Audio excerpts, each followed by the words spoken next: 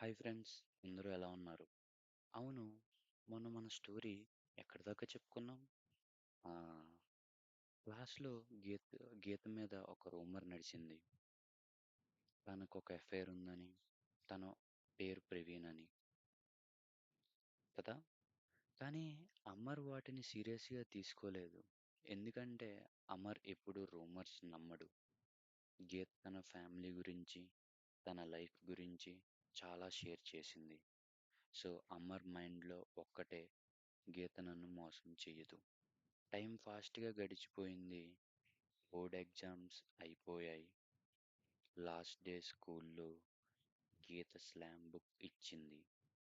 అందరికీ మెసేజ్ రాయమని. అమర్ లాస్ట్ పేజ్‌లో ఒకటి రాశాడు. 143 అని.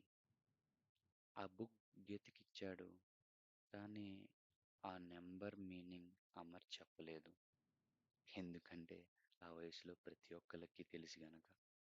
సమ్మర్ హాలిడేస్ స్టార్ట్ అయ్యాయి. ఫస్ట్ ఫ్యూ డేస్ గీత మెసేజ్ చేయలేదు.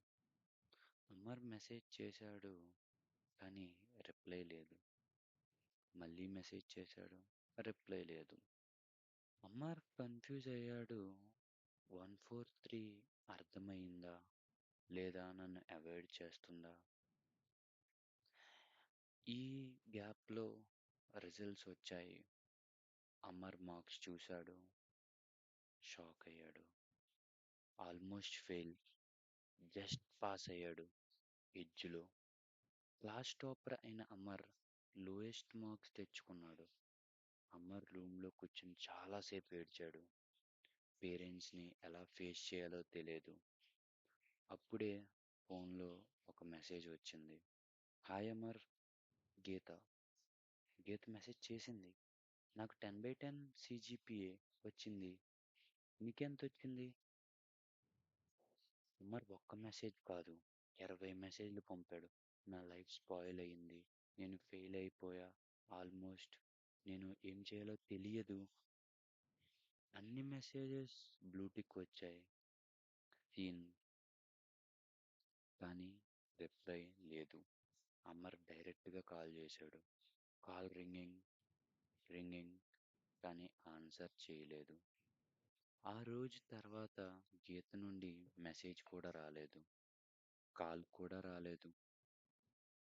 గీత లైఫ్ నుండి కంప్లీట్‌గా డిసప్పియర్ అయింది. కానీ అమర్‌కి తెలియని ఒక్క నిజం ఉంది. గీత ఎందుకు దూరమైంది అనే నిజం. తర్వాత ఏం జరిగిందో ఎపిసోడ్ 3లో కలుసుకుందాం. బాయ్.